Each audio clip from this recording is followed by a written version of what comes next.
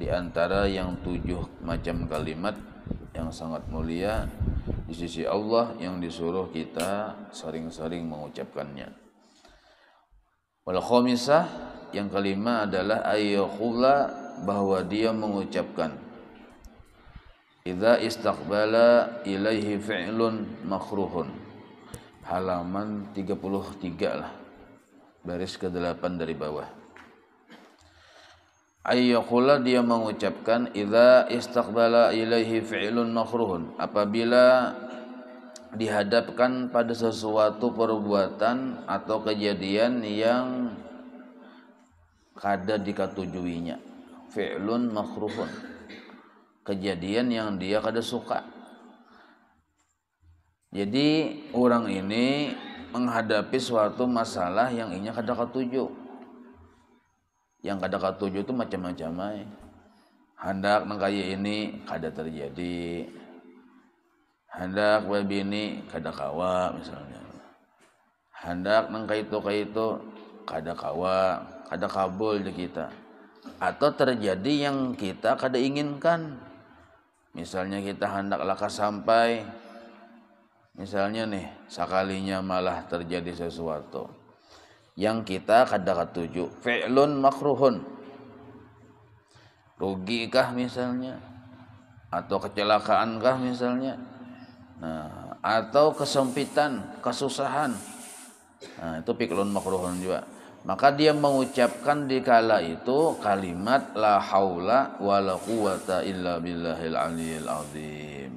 Nah, hajat kada kabul, terjadi sesuatu yang inya kada ketuju, umum benar nih. Nah, kita ini biasanya hendak nyaman, hendak kabul, hendak lakas, hendak segala macam. Tapi babalikan yang terjadi. Nah, maka yang paling bagus ucapan itu adalah la haula wala quwata illa billahil aliyil azim. Maksudnya keinginan makhluk kada menentukan, itu maksudnya. Dan kekuasaan makhluk kada sanggup mengubah apa yang sudah Allah takdirkan. Ini pemahaman la haula wala quwata illa billahil aliyil azim. Lalu kita mengaku sebagai makhluk, aku jar makhluk nih, ujar kita nih, ada bisi kehendak tapi kehendak Tuhan yang jadi. Aku ada bisi kekuatan, kemampuan, tapi kemampuanku, kekuatanku kada memberi bekas. Arti kada memberi bekas, kada kawa mendatangkan hasil. Nah, maka mengakui kelemahan diri, inilah disebut hakikat dari pemahaman kalimat la haula wala quwata illa billahil aliyil azim. Itu ketika datang sesuatu yang kada sesuai lawan kehendak kita. Kehendak kita lancar, sakalinya kada lancar malah tadingsar. Nah, misal ucapannya la haula wala quwata illa billahil aliyil azim. Ingat akan kelemahan diri, sadar akan kekuasaan Allah. Nah, maka sambil ingat akan kelemahan diri dan sadar akan kekuasaan Allah, di situ diisi dengan sebuah prasangka baik lawan Tuhan. Ketika kita sadar bahwa aku ini lemah, Allah yang mengatur aku, isilah di situ prasangka baik lawan Tuhan. Allah mengatur aku dengan maksud kebaikan terhadap diriku. Nah, ini jangan sampai kosong dari prasangka baik. Sebab bila kita kosong dari prasangka baik hati lawan Tuhan, tatkala sesuatu itu menimpa kita yang kita kada senang tuh, maka biasanya walaupun kalimatnya la haula wala quwata 1000 kali, tapi ujung-ujungnya bisa memprotes lawan Tuhan. Jadi ketika la haula wala quwata illa billahil aliyil azim, ya Allah, ulun lemah kada berdaya, pian pang yang mengatur.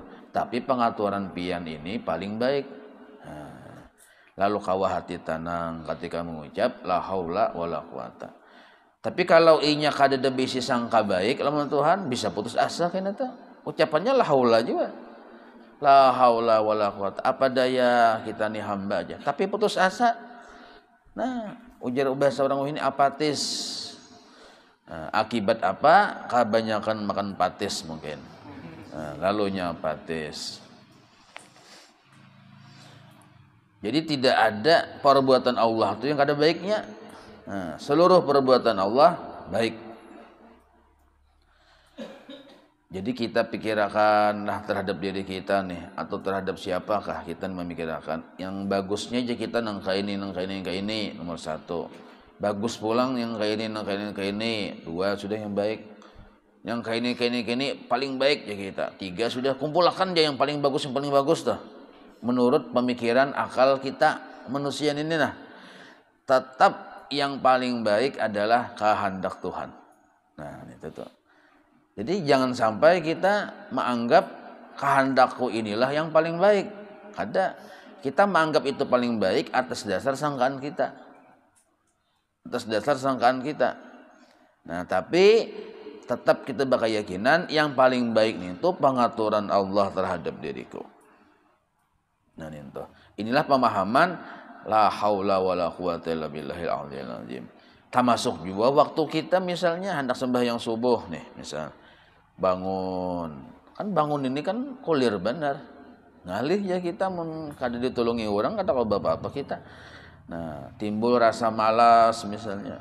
Tapi naran Allah Ta'ala berkehendak sebuah perintah, jadi Allah Ta'ala nyawa sembahyang subuh jam seini, lipat jam seini itu berdosa.